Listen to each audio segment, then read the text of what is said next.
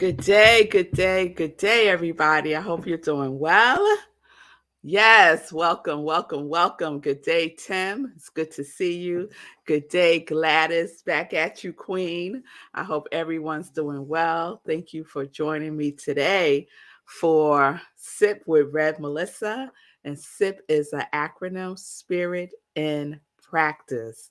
So good day. It's good to see you, Nan. It's good to see you, Iman. Yeah, it's so wonderful that we're in February. We are in February, and today is recognized as the first day of Black History Month.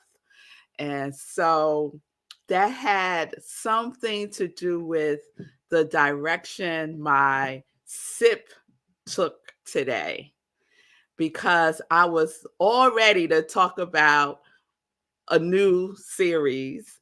And as I was preparing for that, I got a download. And so I had to make the pivot because it was strong. It was strong. And I was like, resistance is futile. So let me just go with it, right, Wayne? Let me just go with it. So that's what we're going to do. So yesterday we recapped January, right? We recapped remembering, sheep, celebration, and discontent. And today I want to talk about life. So that's this week's theme. This week's theme is life. And although that was going to be the name of the theme, life, what I was going to talk about was something else. And like I said, zoop, download came and I shifted because this is what needed to be shared today. So I think there's a combination of the fact that, it's February, we celebrate Black History Month. The theme is life. And I also have been just thinking about how blessed I am and how blessed our family is. I was talking to a friend yesterday and she was sharing that she lost 5 family members over these last 2 years. Some due to COVID, but most due to other illnesses. And, that just got me into a gratitude space. Like, let's not take any of this for granted, right, Vanessa? Like, we are from a blessed family. And those of you that don't know, Vanessa Allen is my cousin. And I call her my cousin because our mothers are twins. And she's like a sister to me. So shout out to Vanessa. We come from a blessed family. We're very close. We're very close. And so that, I guess, was percolating still. The conversation I had with my friend yesterday, it was still percolating this morning. Even as I was doing my spiritual practice, I started writing about my family, just in gratitude. And so it got me thinking about my ancestors, right?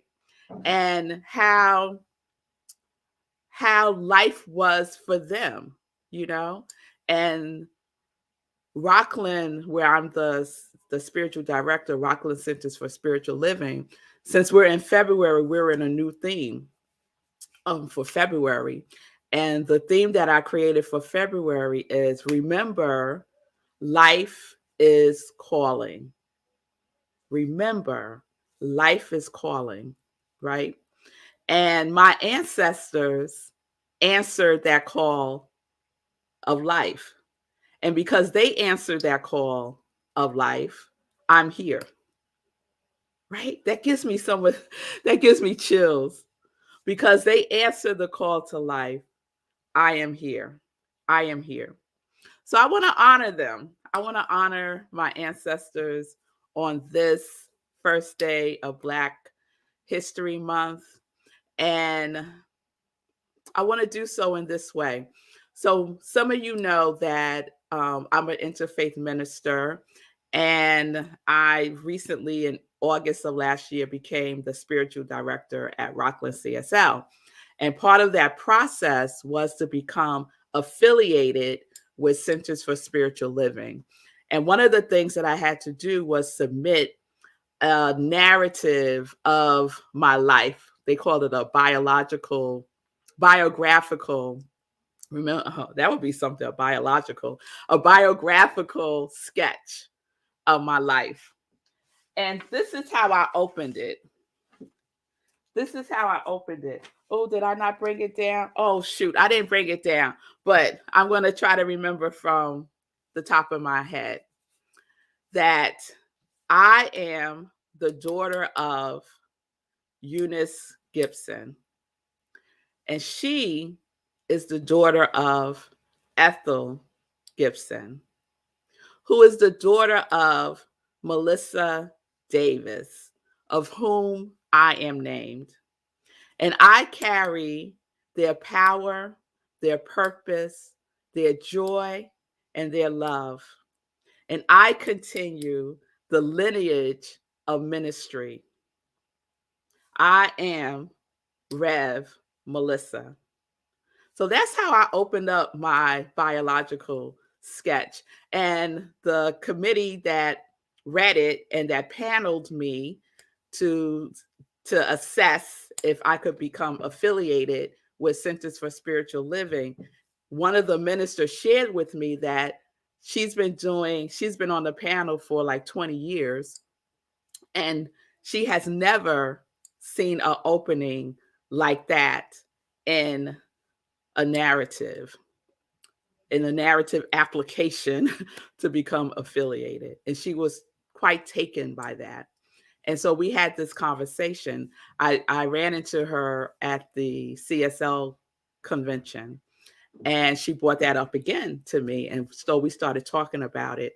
And we just started talking about our ancestors and, just the blessings and how we don't, well, she was speaking for herself, how she doesn't honor them enough. And I can echo that. We kind of take it for granted. All that was done in preparation for us, even though they didn't know at the time that that's what they were doing, right? And even though they knew at the time that that's what they were doing, right? Both and. So I'm named after my great grandmother, Melissa Davis. She died at a very young age. She died when she was 30 years old from some kind of blood disorder. And she died also about 3 days after she had given birth. And so we know even today that there's a high mortality rate of Black women dying after giving birth, right? So we're talking about my great grandmother. So we're talking about over 100 years ago. That phenomenon is still happening today. That's a whole nother conversation. So my great grandmother, Melissa Davis Williams, had 7, I had to count twice, had 7 children, right? And one of those children was my grandmother, Ethel Gibson. So I want to put up this picture of my grandmother. Ethel Gibson is the woman who has on like the floral type dress. And right next to her is her sister, my great aunt, Mary Walters. And they were so different in personality.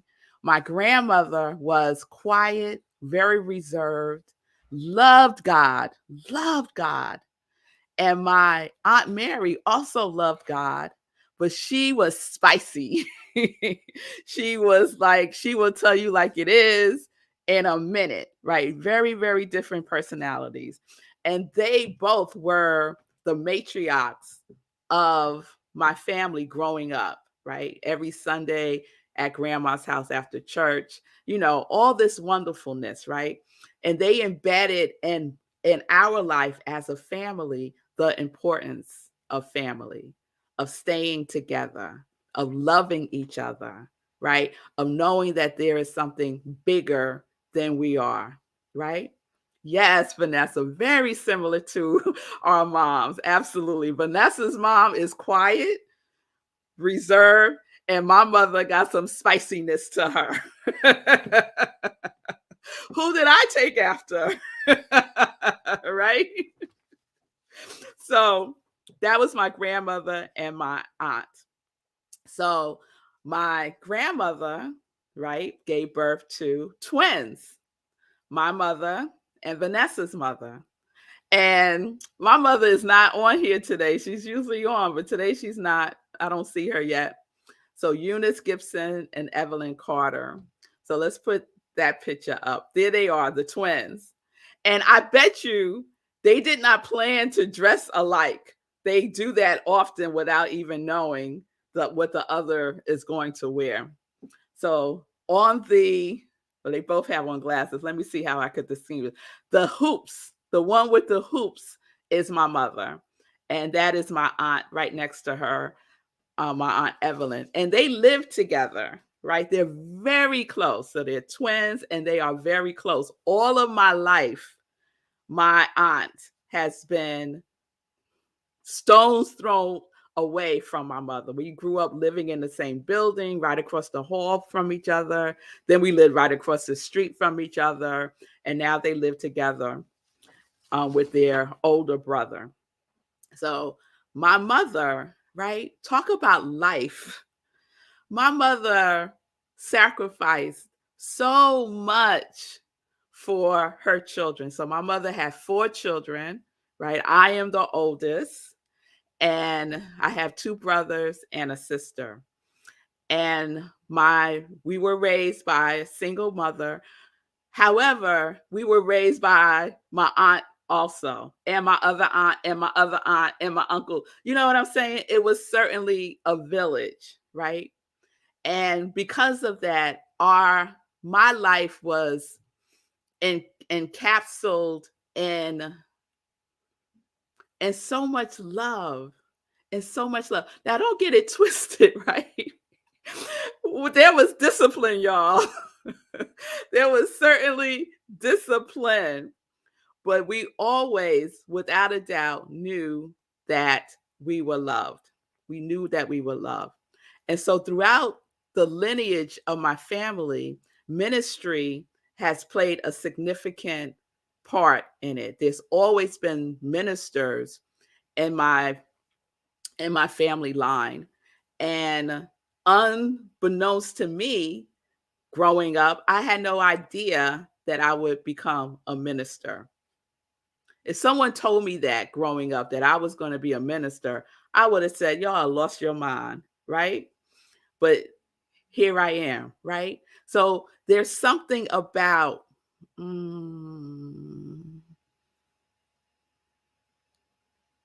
that call.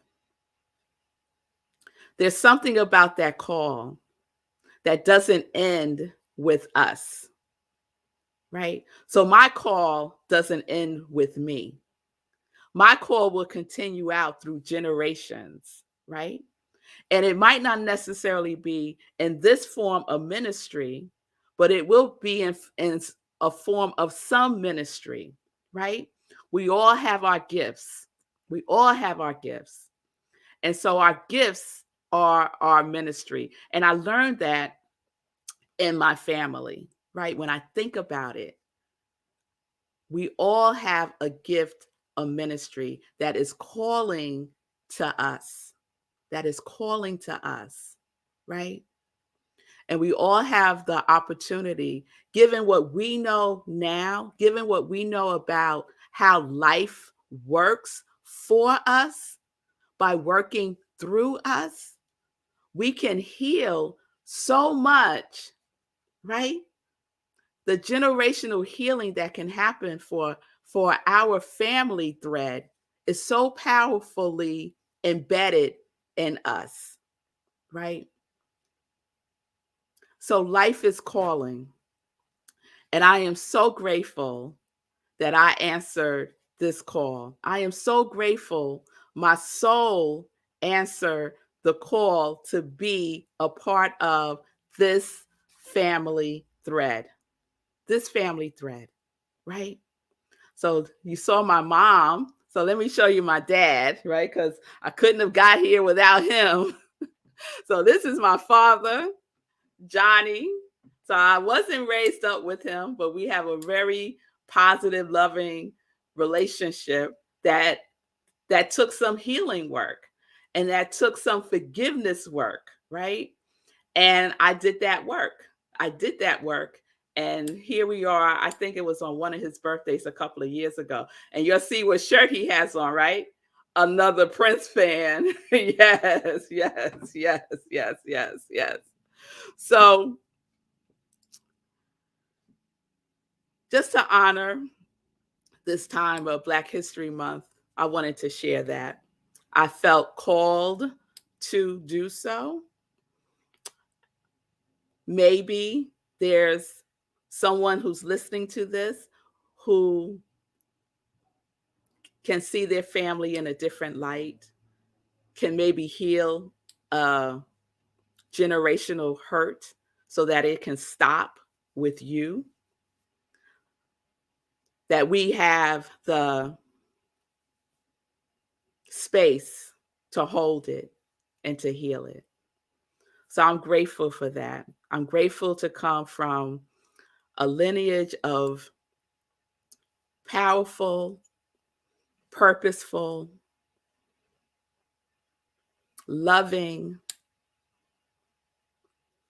women and men in my family. And I'm so grateful to be named after my great grandmother, Melissa Davis. So there you have it. My contribution to Black History Month and my praise and gratitude to my family. Yes. Oh, I didn't show my mom. Oh, I did with my aunt. So there's me and my mom. I think that was on a birthday. Sekou, I think you was with me. We was at my mom's house celebrating my birthday. And that was a number of years ago. But there we are. There we are. Yes, yes. Thank you for popping that one up. All right, y'all. So this week's theme is life. It is life. We will continue with this theme tomorrow, and we'll see what the download has. Maybe it'll be the one that was supposed to happen today. Oh, Pamela, thank you. Pamela said, I needed this today. I miss my family. So thank you so much. Peace and blessings, Pamela. Peace and blessings to you all. Let's get into, thank you, Lindsay. Yes, we come from a long line of beautiful women too. Yes, yes, we do. Thank you, Lindsay. Thank you. Let's get into some joy news, everybody. All right. So speaking of Black History Month, New Thought Media Network is also celebrating Black History Month with a daily segment called Black History Moments, a daily inspiration and prayer for racial healing. So they're doing this every day for the month of February, and I am participating. So they're about 3-minute segments sharing something, a Black History moment, and a racial healing prayer. So I'm just thrilled to participate in this. My day, I think, is on this Sunday, but they start today. So if you go to New Thought Media Network's Facebook page or YouTube, you will see today's segment. And today's segment is done by Reverend Sekou, I believe, the spiritual director at CSL Denver. All right. All right. Now, tomorrow is our Power of Visioning, and our special facilitator is Eugene Holden.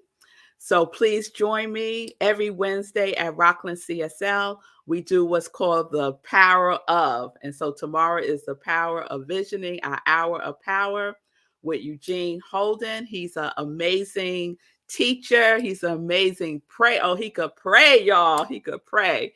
He was the the leader for World Ministry of Prayer for 10 years.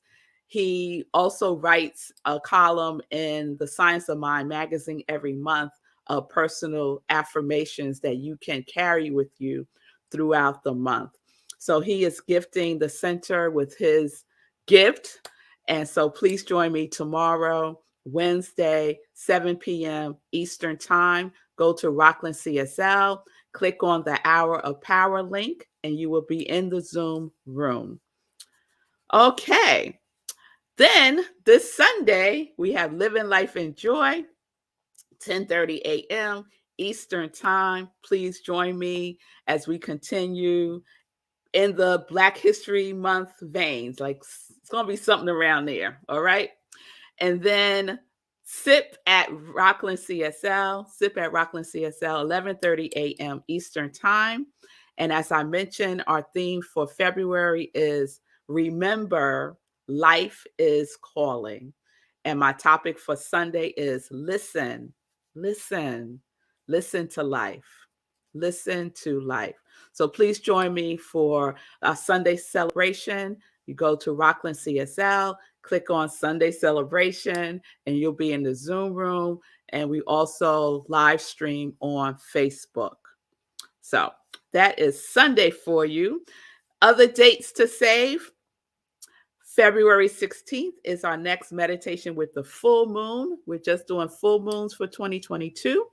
So February 16th, new time, 8:30 p.m. Eastern Time.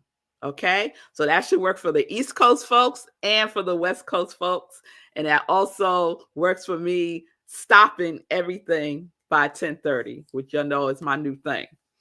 So February 16th, 8:30 p.m. Eastern Time, right where you're watching me now. And we will continue with our after parties on Zoom.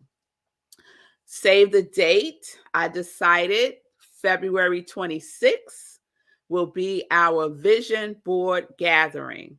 So February 26th, our vision board gathering, 12:30 p.m. Eastern Time. Okay. So it's going to be from like 12:30 to 3:30. So we need a chunk of time so that everyone can leave with a vision board done. Okay. So I'll have registration information up for that soon. I just wanted to put the date out there. And save the date, March 8th, 7 p.m. Eastern Time. I'm going to be at the Apollo Theater, y'all. I am so psyched about this. I'll be at the Apollo representing joy for their Healing, Liberation, and Joy, Mental Health and the Arts event. And so it's totally free, but you have to RSVP. And my part is about spreading joy in these trying times, spreading joy now. What can we do? And it's co-sponsored by the Apollo Theater and CUNY School of Medicine. And I am just so honored to be a participant on this panel. And it meets one of my goals that I have on my vision board, which is just so exciting for me. Yes. Vision boarding. It works, y'all. It works. I'm telling you, it works. And so you already have one of the steps done. And that step is to identify your quality, the feeling tone that you want your vision board to have.